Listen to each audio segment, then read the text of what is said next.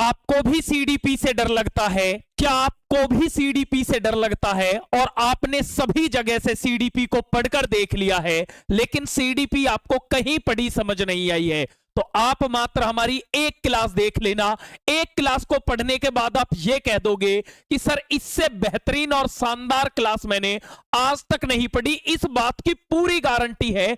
इसीलिए मैं कहता हूं कि मुझे बिल्कुल 0 लेवल का स्टूडेंट दे दो जिसे सीडीपी का सी नहीं आता और उसे हमारी एक क्लास दिखा देना।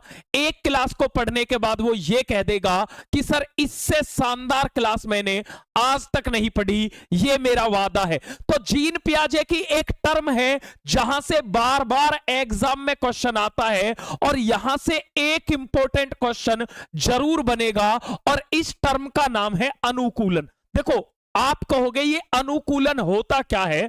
तो अनुकूलन का मतलब होता है ढालना, यानी कि अपने आप को परिस्थिति के अनुसार ढालना। तो अपने आप को परिस्थिति के अनुसार जो ढालना होता है वही क्या कहलाता है? अनुकूलन कहलाता है। तो अनुकूलन के 2 भाग जीन पियाजे ने बताए थे कि अनुकूलन के 2 भाग होते हैं और यहां से एग्जाम में एक क्वेश्चन पूछा जाता है, सीधे सीधे क्वेश्चन पूछ लेता है कभी कभी कि अनुकूलन के कौन कौन से भाग होते हैं। तो एक होता है समावेशन और एक होता है समायोजन।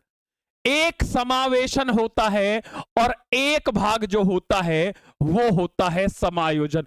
अब बच्चे को सबसे ज्यादा जो तकलीफ होती है वो होती है सीटेट में जो नाम चेंज करके दे देता है।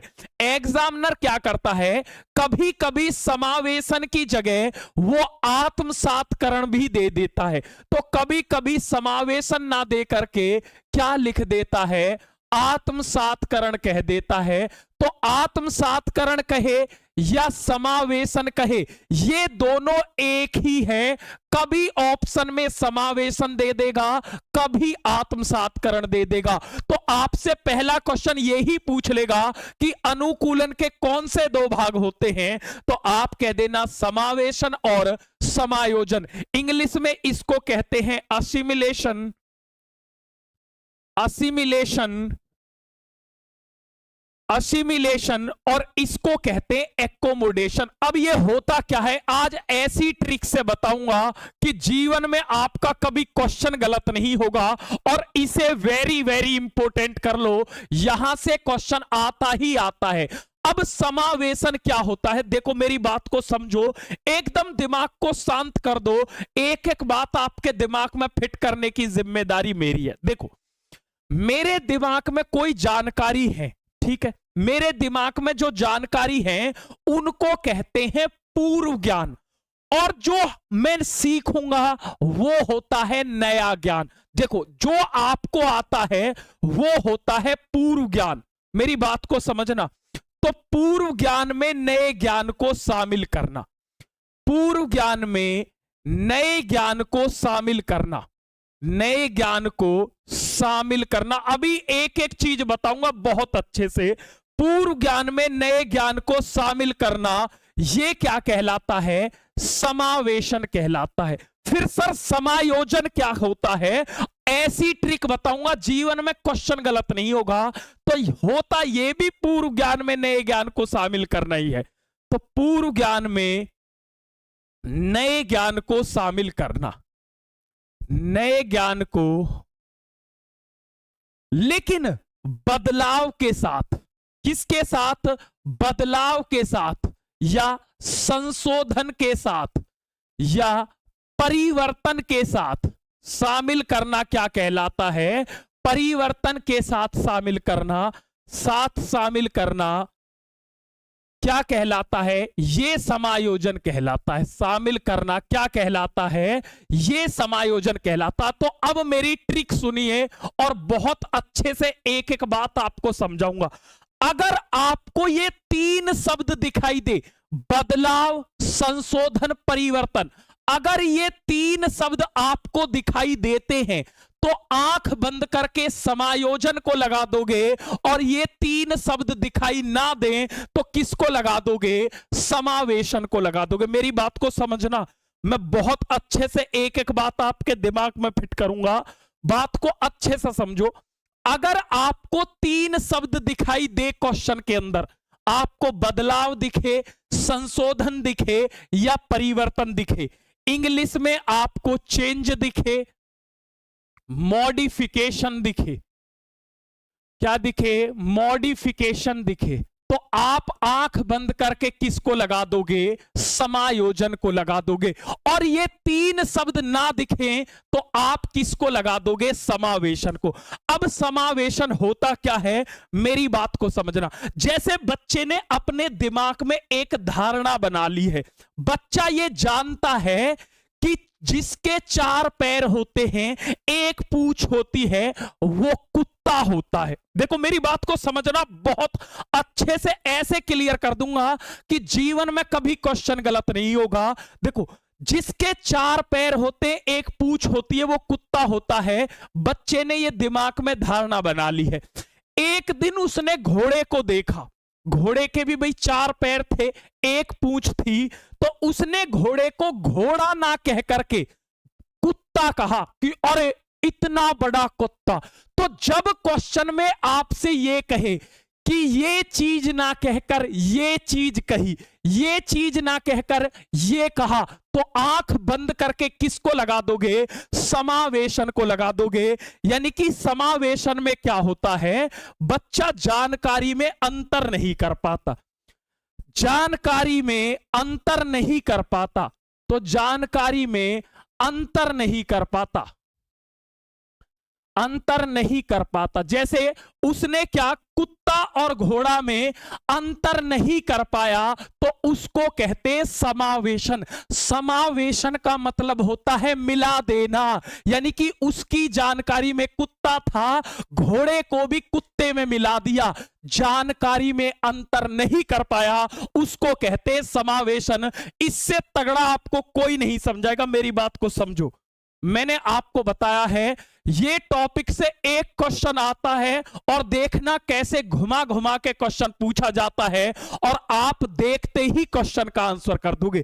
देखो, समावेशन का मतलब है मिला देना। क्या कर देना, मिला देना। बच्चे को घोड़े के बारे में नहीं पता था, बच्चे को कुत्ते के बारे में पता था। उसने कुत्ता की जगह घोड़ा देखा और घोड़े को घोड़ा ना कहकर क्या कहा, कुत्ता कहा। तो जब भी क्वेश्चन में ये कहे कि उसने ये ना कह करके ये कहा, तो आंख बंद करके क्या लगा दोगे, समावेशन लगा दोगे। और जहां ये 3 शब्द दिख जाए वहां क्या लगा दोगे, समायोजन। क्योंकि इसमें क्या करता है, बच्चा जानकारी में अंतर कर लेता है, वो जान जाता है अच्छा भाई ये कुत्ता नहीं है, ये तो कुछ और ही बला है, ये कुत्ता नहीं है। तो अगर जानकारी में अंतर कर ले तो समायोजन, और जानकारी में अंतर ना कर पाए तो समावेशन। अब देखना क्वेश्चन को आपसे कैसे उड़वाता हूं, एक एक क्वेश्चन को आप ही करोगे। ये रहा, प्याजे के सिद्धांत के अनुसार कौन सी प्रक्रिया है जो एक शिशु की क्रिया का वर्णन करती है, जिसमें वह गोलाकार वस्तुओं की जगह वर्गाकार वस्तुओं तक पहुंचने के लिए अपने हाथ के पकड़ने के तरीके को बदलती है। मैंने आपको 3 शब्द बताए हैं और 3 शब्द याद रख लेना। अगर बदलाव, संशोधन, अगर बदलाव, संशोधन, परिवर्तन, ये शब्द दिख जाए तो आप आंख बंद करके किसको लगा दोगे, समायोजन को लगा दोगे। ऑप्शन नंबर ए ये रहा, तरीके को क्या कर रही है, बदलती है। यानी कि पुराने ज्ञान में नए ज्ञान को शामिल कर रही है बदलाव के साथ। अगर बदलाव के साथ शामिल करती है तो वो समायोजन कहलाता है। क्या कहलाता है, समायोजन कहलाता है।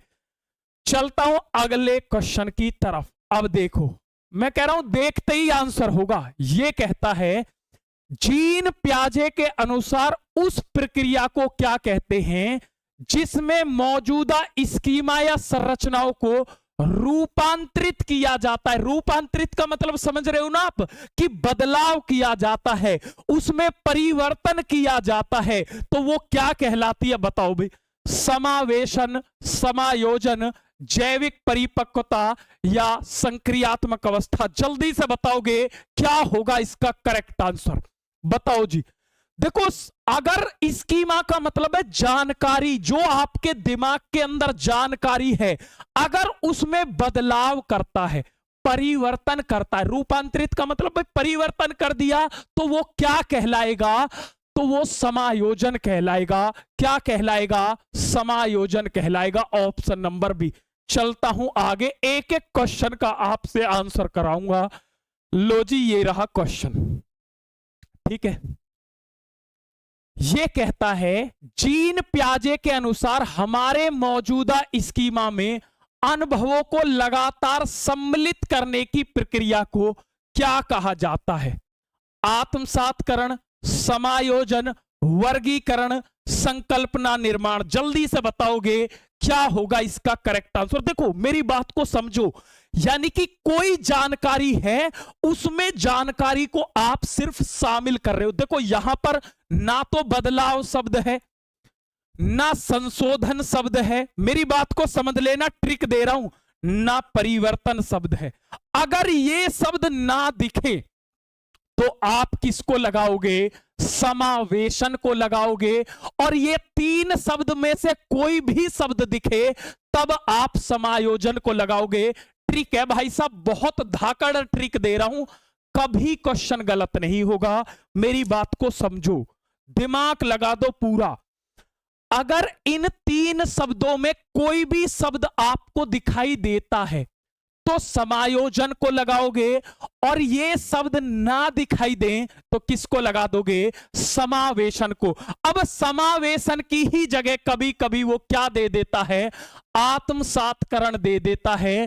तो समावेशन को ही आत्मसातीकरण कहते हैं। जैसे आपका नाम क्या होता है?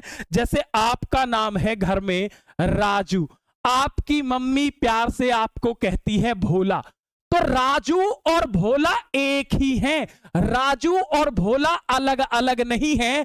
ऐसे ही समावेशन और आत्मसातीकरण एक ही है। बच्चा बहुत कंफ्यूज होता है कि सर समावेशन क्या है, आत्मसातीकरण क्या है? ये एक ही व्यक्ति है। जैसे राजू और भोला एक ही हैं, ऐसे ही समावेशन और आत्मसातीकरण एक ही हैं। कभी कभी कंफ्यूज करने के लिए समावेशन देता है और कभी आत्मसातीकरण देता है।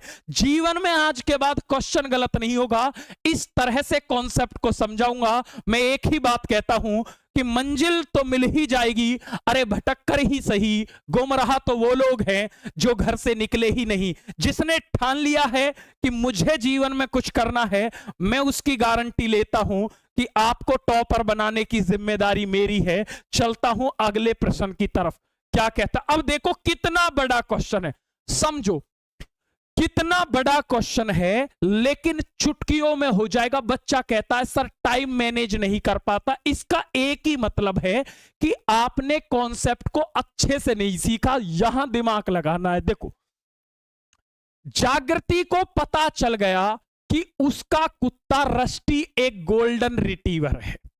वह एक और कुत्ते को देखती है जो रस्टी जैसा दिखता है, लेकिन वो अलग नस्ल का कुत्ता है। वह उसे भी कुत्ता ही समझती है। इसका मतलब क्या?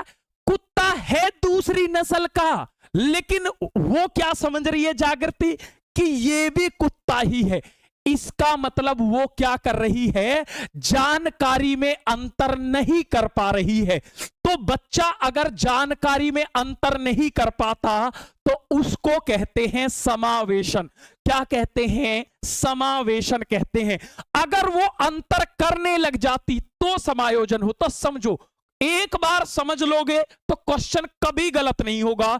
इसीलिए हमारी खासियत है, मैं हमेशा यह कहता हूं कि मुझे बिल्कुल जीरो लेवल का स्टूडेंट दो, जिसे बिल्कुल सीडीपी नहीं आती, उसे समझाने की जिम्मेदारी मेरी है। जागृति, आप एक लड़की हैं, आपके घर में एक कुत्ता है। कुत्ते की वैरायटी होती है, जैसे आपने सुना होगा देसी कुत्ता होता है, जर्मन शेफर्ड होता है, और अलग अलग नस्ल होती है। ऐसे ही उस कुत्ते की नस्ल है गोल्डन रिट्रीवर। क्या नस्ल है? उस कुत्ते की जो नस्ल है गोल्डन रिट्रीवर है।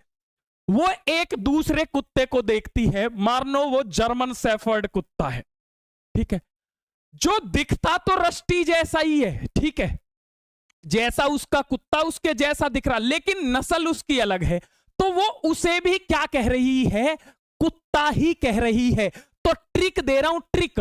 जब वो आपसे क्वेश्चन में ये कहे कि वो उसे भी ये ही कहती है, वो उसको भी वही कहता है, आंख बंद करके समावेशन लगा देना। इसका मतलब वो जानकारी में अंतर नहीं कर पा रहा है, तो वो अहम केंद्रितता है, वस्तु स्थायित्व है, संरक्षण है या आत्मसातीकरण है। आप कह दोगे आत्मसातीकरण है, ऑप्शन नंबर डी। चलता हूं आगे, अब मेरी बात को समझना।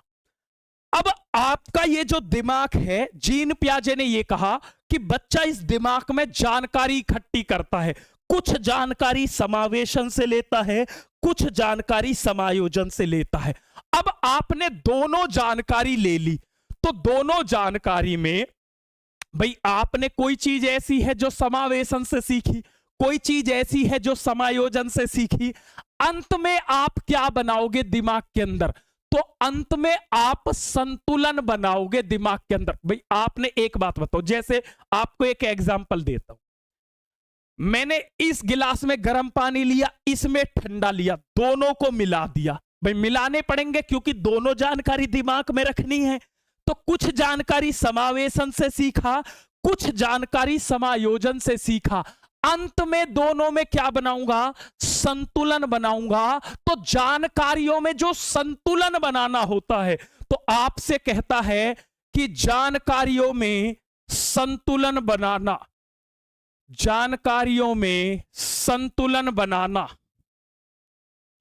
जानकारियों में संतुलन बनाना, इसी को जीन पियाजे ने क्या कहा, इसी को कह दिया साम्य धारण। क्या कह दिया, साम्य धारण कह दिया, इक्विलिब्रेशन कह दिया। क्या कह दिया, इक्विलिब्रेशन कह दिया।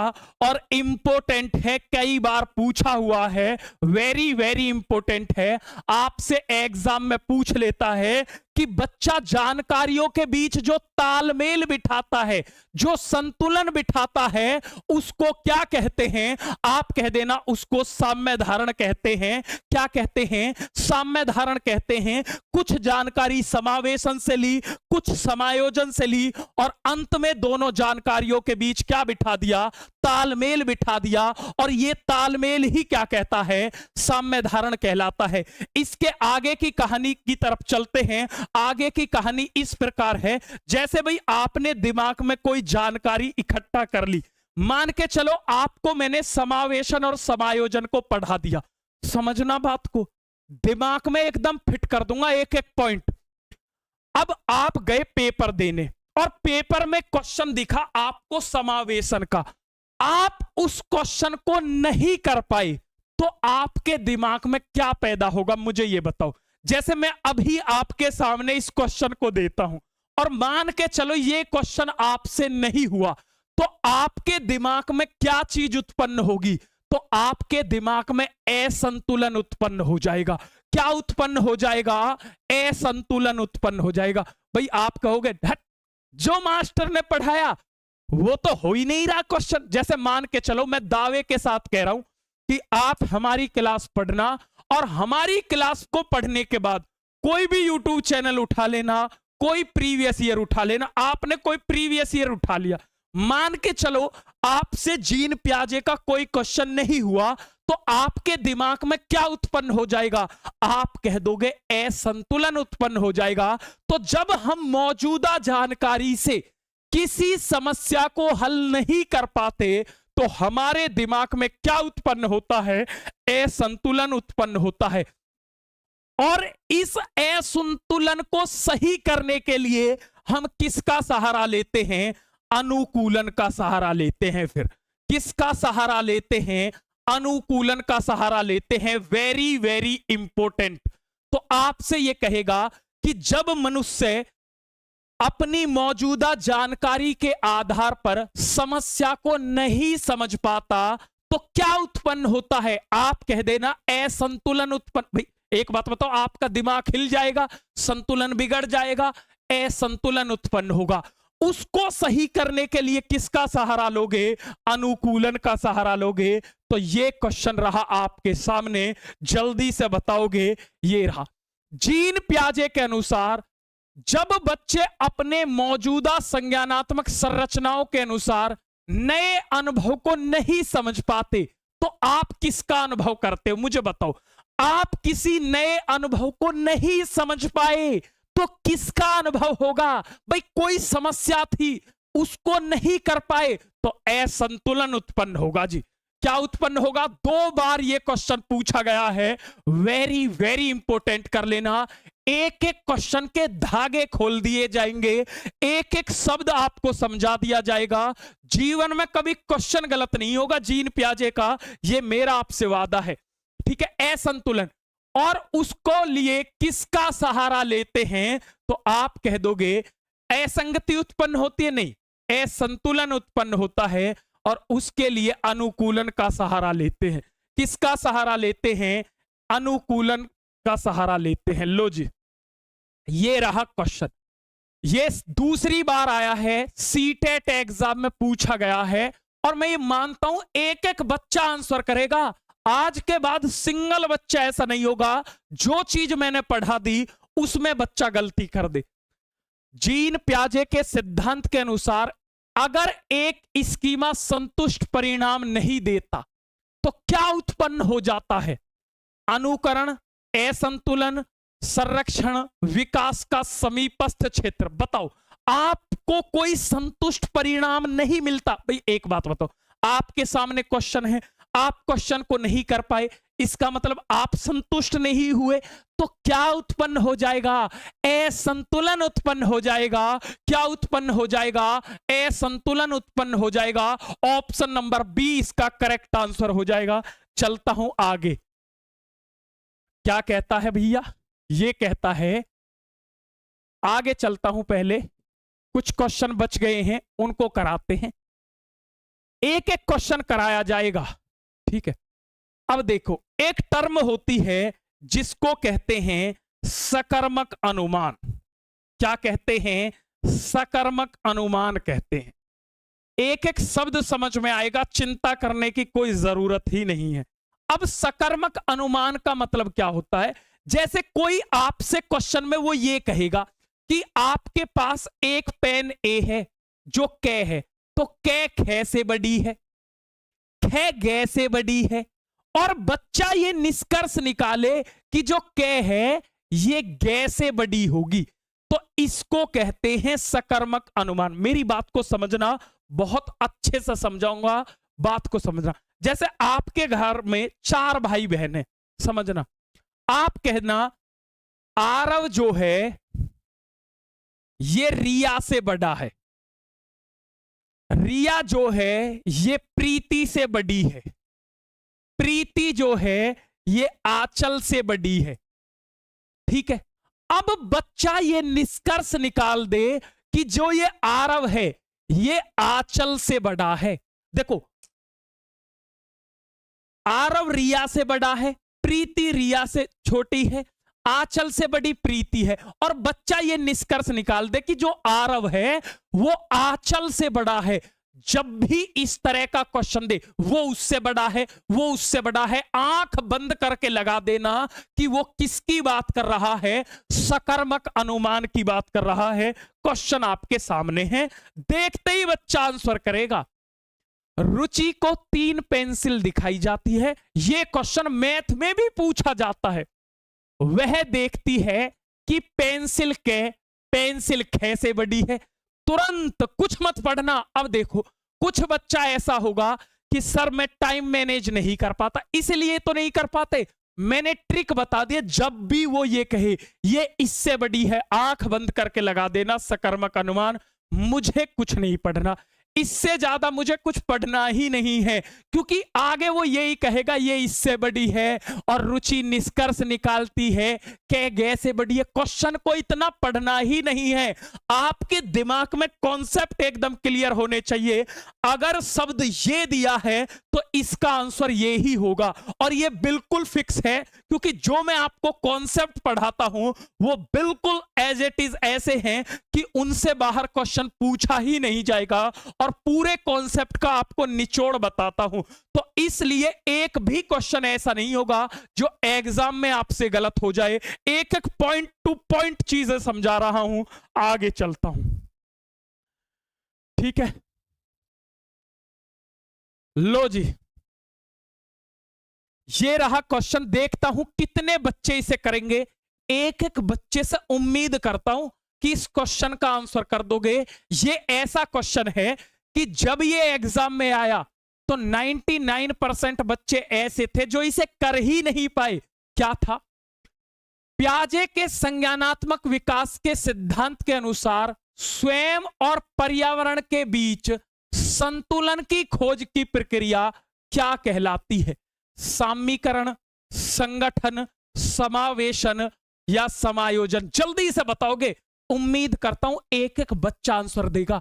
मैंने आपको क्या बताया कि जानकारियों के बीच संतुलन बिठाना, स्वयं और पर्यावरण। भाई पर्यावरण से भी तो इंसान क्या लेगा? जानकारी इकट्ठा करेगा। जो उसके पास है वो भी तो जानकारी ही है। तो जानकारियों में जो संतुलन बिठाना है, मेरी बात समझो, ट्रिक दे रहा हूं। तो मैंने जब भी आपसे ये कहा कि जब भी वो ये कहे कि संतुलन बिठाता है या तालमेल बिठाना, जानकारियों में तालमेल बिठाना क्या कहलाता है? अरे साम्य धारण कहलाता है, इक्विलिब्रेशन कहलाता है। और साम्य धारण कहां लिखा हुआ है? ये रहा ना, सामीकरण कोई तो साम्य धारण कहते हैं, इक्विलिब्रियम या इक्विलिब्रेशन। देखो कितने अच्छे से तो कराया था भाई, एक एक पॉइंट तो मैं करा रहा हूं।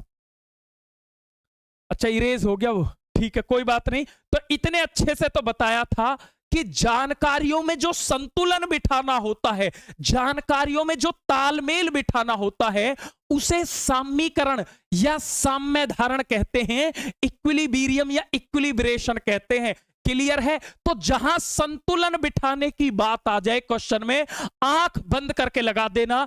संगठन वहां होता है जहां मैंने बताया, जहां पुनर्व्यवस्थित दे दे। क्वेश्चन में ये ट्रिक बता रहा हूं, जहां पुनर्व्यवस्थित शब्द दे दे वहां आंख बंद करके किसको लगा दोगे? संगठन को लगा दोगे। क्लियर है? चलता हूं आगे। लो जी, कल ये थ्योरी पढ़ाई थी, कहता है 2 गिलासों में समान मात्रा में जल है, परंतु अनु सोचती है कि लंबे गिलास में छोटे और चौड़े गिलास से अधिक जल है। तो अनु की सोच का आधार क्या है? वेरी वेरी इंपॉर्टेंट, मेरी बात को समझना अच्छे से, एक एक चीज समझ में आएगी। देखो अनु के सामने 2 गिलास थे, एक पतला और लंबा गिलास था, एक छोटा और चौड़ा गिलास था। अनु से पूछा गया कि भाई देखो इन दोनों में बराबर जल आता है, मान के चलो इसमें भी 200 ml आता है या 1 लीटर आता है, ठीक है, और इसमें भी 1 लीटर आता है। लेकिन अनु से पूछा जाता, अनु बेटा बता किस में जल ज्यादा आता है? तो अनु कह देती है लंबे वाले में। मैंने बताया वस्तु की एक ही विशेषता पर ध्यान देना, वो आपसे कहेगा, बहुत ज्यादा इंपॉर्टेंट है। वस्तु के एक ही पहलू पर ध्यान देना। उसने सिर्फ एक पहलू पर ध्यान दिया है कि ये गिलास लंबा है इसलिए इसमें ज्यादा पानी आता है। उसने दूसरे विशेषता को नहीं देखा कि ये गिलास छोटा जरूर है मगर चौड़ा भी तो है, लेकिन उसने एक ही विशेषता पर ध्यान दिया है। तो वस्तु की एक ही विशेषता पर ध्यान दे पाना, यह केंद्रीकरण कहलाता है, यह सेंट्रेशन कहलाता है। किसका उदाहरण है? केंद्रीकरण का उदाहरण है ऑप्शन नंबर ए। तो आपसे वो क्वेश्चन में ऐसे भी कहेगा कि वस्तु के एक ही पहलू पर ध्यान देना क्या कहलाता है? आप कह देना केंद्रीकरण कहलाता है, सेंट्रेशन कहलाता है। चलता हूं अगले क्वेश्चन की तरफ, ठीक है। लो जी, ये रहा अगला क्वेश्चन। क्वेश्चन को कैसे घुमा घुमा के पूछता है ये आज हम आपको बताएंगे। पियाजे के सिद्धांत में एक समय में वस्तु की केवल एक विशेषता पर ध्यान देने की प्रवृत्ति क्या कहलाती है? बताओ। एक टाइम पर केवल एक विशेषता पर ध्यान देना। भाई जैसे अनु के सामने ये गिलास थे तो उसने केवल एक विशेषता देखी कि ये लंबा है, इसमें ज्यादा जल आता है। उसने ये विशेषता पर ध्यान नहीं दिया कि ये छोटा जरूर है मगर चौड़ा भी तो है। तो एक ही विशेषता पर ध्यान देना क्या कहलाता है? आप कह दोगे केंद्रीकरण कहलाता है, केंद्रीयता कहलाता है। Option number A. चलता हूं आगे, अब मेरी बात को समझो। आजकल क्या होता है, आजकल के बच्चे बहुत हठी होते हैं और हठी इस तरह से होते जैसे आप उनसे कहो कि बेटा फोन नहीं देखना, वो कहेंगे मुझे फोन देखना है, मुझे फोन चाहिए, मुझे म्याऊं म्याऊं दिखा दो, मुझे भालू दिखा दो। आप कहोगे कि नहीं बेटा, भालू देखने से तेरी आंखें खराब हो जाएंगी, भालू मत देख। लेकिन वो नहीं देखेगा। तो ऐसे बालक को कहते गांव की भाषा में हठी बालक, जिसे आपकी लैंग्वेज में कहते, आप कहते हो भाई हमारे वो जो ना बहुत जिद्दी है। लेकिन मनोविज्ञान में ना तो जिद्दी शब्द है ना हठी शब्द है। तो जीन पियाजे ने इन शब्दों की जगह एक शब्द दिया जिसे कहते हैं अहम केंद्रित। क्या कहते हैं? अहम केंद्रित कहते हैं, ईगोसेंट्रिज्म कहते हैं। तो आज आप समझ गए होंगे कि ईगोसेंट्रिज्म का मतलब क्या होता है, जिसे आप जिद्दी कहते हो। और आप गांव की भाषा में पता क्या कहते हैं? जिद्दी भी नहीं कहते, बड़ा जिदूला है, बड़ा जिदूला है। एक बार जो जिद कर ली फिर नहीं सुनेगा किसी की भी। बिल्कुल सही समझ रहे हो, एक बार जो जिद कर ली फिर नहीं सुनेगा किसी की भी, उसको जिद्दी कहते हैं, उसी को अहम केंद्रित कहते हैं। तो यहीं से क्वेश्चन पूछ लिया जाता है कि अहम केंद्रित किसे कहते हैं। तो आप कह देना एक बार जो जिद कर ली फिर ना सुनने वाला राम की भी। इसका मतलब है कि दूसरे के दृष्टिकोण को ना समझ पाना, दूसरे के विचारों को या दूसरे के दृष्टिकोण को ना समझ पाना। यानी कि अपनी बात बड़ी है, अगर मुझे टीवी देखना है तो चाहे फांसी दे दो लेकिन देखूंगा टीवी, चाहे कितना ही मार लो बच्चे को, वो देखेगा टीवी। आप आज देख लेना, छोटे बच्चे को अगर फोन चाहिए आप उसमें कितना ही बजा लो लेकिन वो फोन लेकर ही हटेगा। उसे कहते हो आप जिद्दी। यानी कि वो आपकी बात को नहीं समझ पा रहा, यानी कि आपके दृष्टिकोण को नहीं समझ पाया। तो दूसरे के दृष्टिकोण को नहीं समझ पाना, दूसरे के दृष्टिकोण को न समझ पाना, दूसरे के दृष्टिकोण को न समझ पाना, इसी को क्या कहते हैं? अहम केंद्रित कहते हैं, इसी को ईगोसेंट्रिज्म कहते हैं। क्वेश्चन आपके सामने है, आज के बाद जीन पियाजे से आपका क्वेश्चन गलत हो जाए, हो ही नहीं सकता। एक एक पॉइंट दिमाग में ऐसे फिट कर दूंगा कि आप भूलना भी चाहोगे ना फिर भी नहीं भूल पाओगे। यह कहता है एक बच्चे को 3 पर्वतों का 3D मॉडल दिखाया गया, एक अन्य व्यक्ति इस मॉडल को एक भिन्न जगह से देख रही है।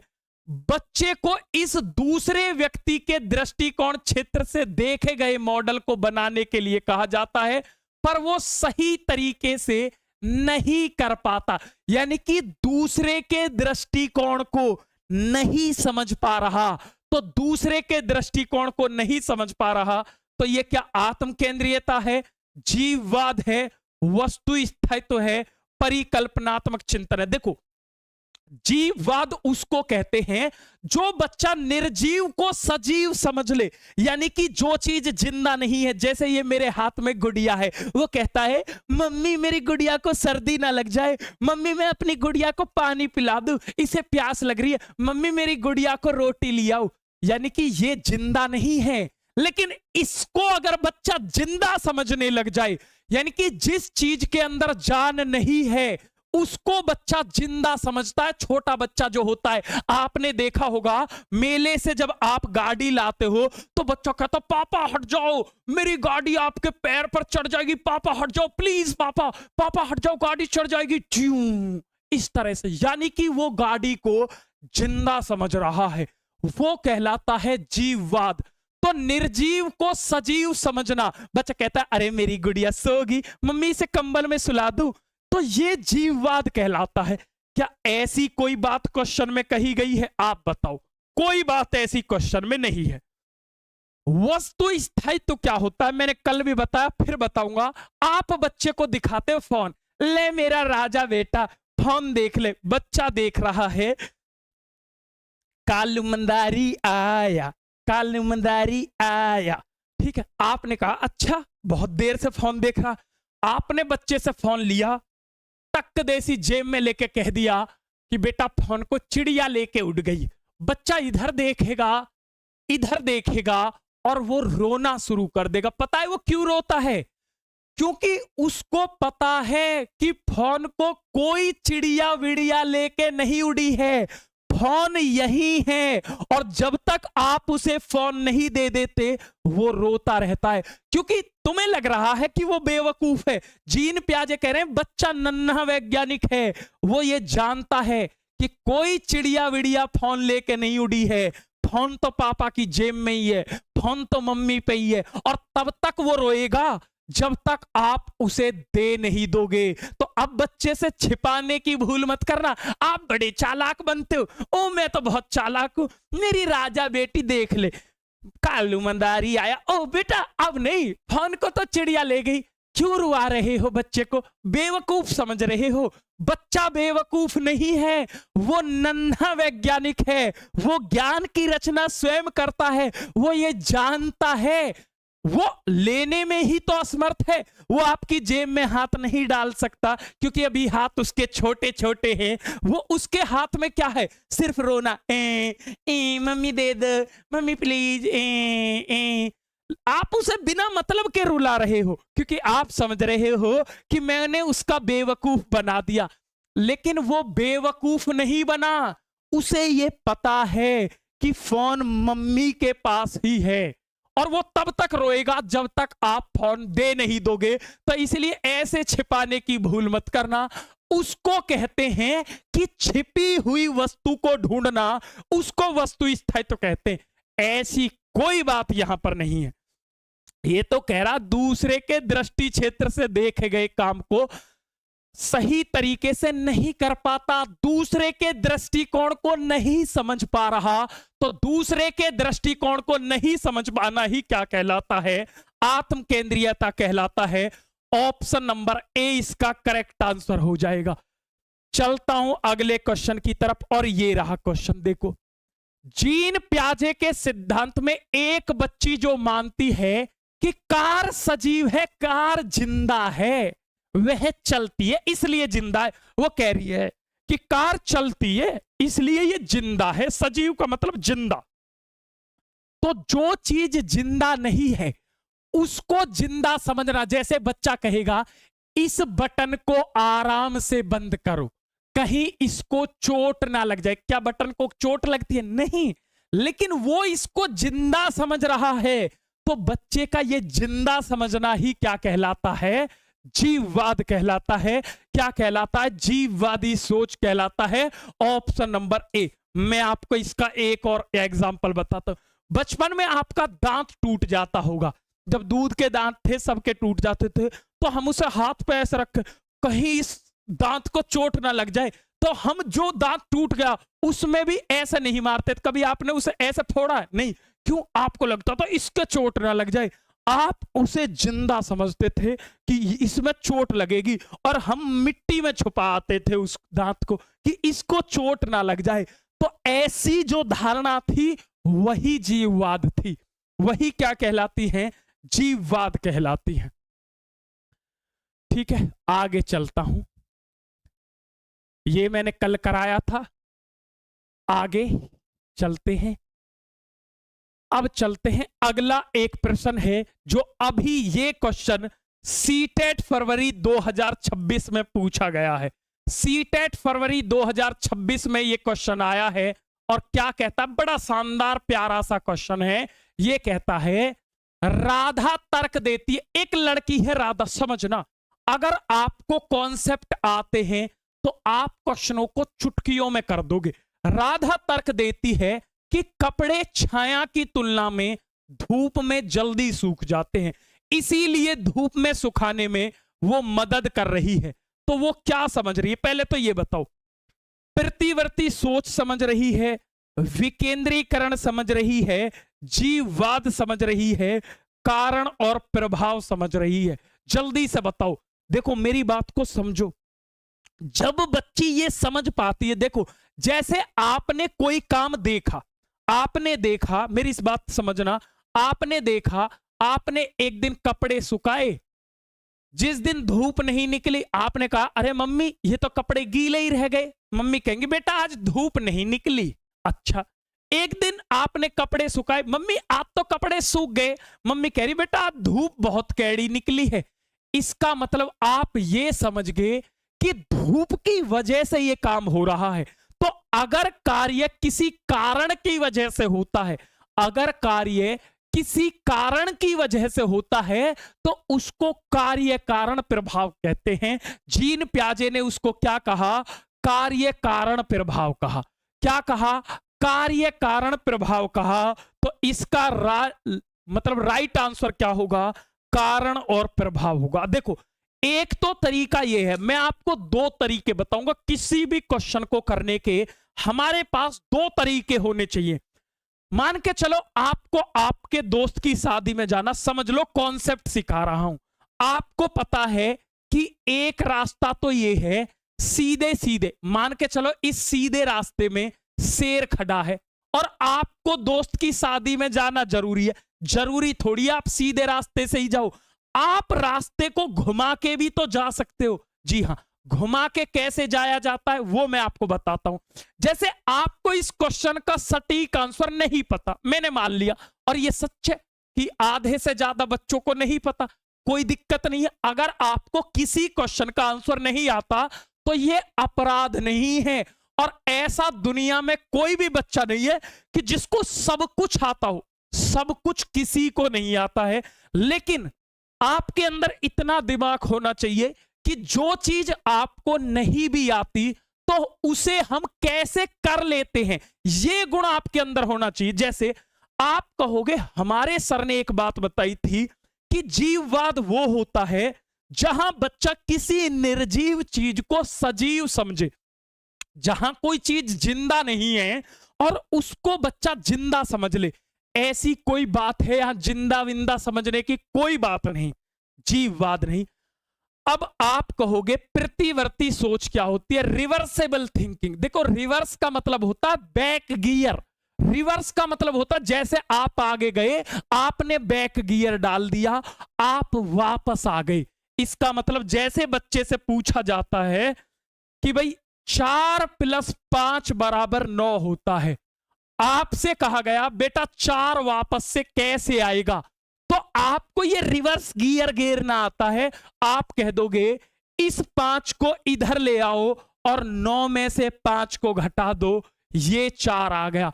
अगर आप इससे इसको कर देते हो, इस 4 पर रिवर्स आ जाते हो, इसको कहते हैं प्रतिवर्ती सोच, इसको कहते हैं रिवर्सेबल थिंकिंग। यानी कि किसी चीज पर गए और वापस आ गए। जैसे बचपन में मैं क्या करता था कि हमें जामुन खाने का बहुत शौक था, तो मैं जामुन के पेड़ पे चढ़ तो जाता था लेकिन उतरना मुझे नहीं आता था।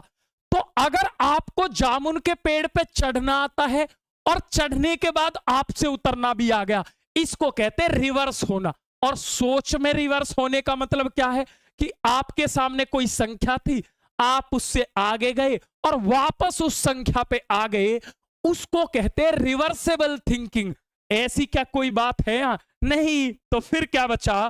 कारण और प्रभाव। बताओ, मजा आ जाना चाहिए। एक एक पॉइंट समझा दूंगा, एक एक पॉइंट जिसे कहते हैं। ठीक है जी, कोई क्वेश्चन? बाकी आपको एक नंबर दे रहा हूं भाई, 70 11 37 32 09। इस नंबर पर आपको क्या करना है? सीटेट ग्रुप लिख करके मैसेज करना है। जैसे ही आप मैसेज करोगे बिल्कुल फ्री ऑफ कॉस्ट आप हमारे व्हाट्सएप ग्रुप में जुड़ जाओगे। आप कहोगे इससे क्या होगा? ऐसी ही बेहतरीन और धागे खोलने वाली क्लास के एकदम क्वेश्चन में धागे को खोल देंगे। तो ऐसी क्लास पाने के लिए आप अभी हमारे व्हाट्सएप ग्रुप से जुड़ जाए, बिल्कुल फ्री ऑफ कॉस्ट है, कोई चार्ज नहीं देना। जिस बच्चे को सीटेट के एग्जाम से डर लग रहा है, उसे यह उम्मीद है कि मैं पास नहीं कर पाऊंगा, वो एक क्लास जरूर देखे। एक क्लास को पढ़ने के बाद आप ये कहोगे कि गुरुजी अब मुझे पास होने से कोई नहीं रोक सकता। अगर क्लास दमदार लगी हो तो वीडियो को लाइक जरूर कर दें और कमेंट बॉक्स में कमेंट करके जरूर बताएंगे क्लास आपको कैसी लगी। और जो बच्चे अभी तक डर रहे हैं उनके लिए मैं खड़ा हूं। आपको सीटेट पास कराने की पूरी गारंटी है। और मैं ये कहता हूं, आप एक क्लास कहीं और पढ़ना और एक क्लास हमारी पढ़ना, तब आपको बेहतर और बेहतरीन में फर्क दिखेगा। तो जो बच्चे अभी चैनल पर नहीं आए, इस चैनल को सब्सक्राइब कर लें, इस ग्रुप से जुड़ जाए, बिल्कुल फ्री ऑफ कॉस्ट है। जिसने वीडियो को लाइक नहीं किया लाइक कर देंगे, जो बाद में देखे वो भी लाइक कर देगा। क्लास कैसी लगी हमें कमेंट बॉक्स में जरूर बताएं। जय हिंद भाई।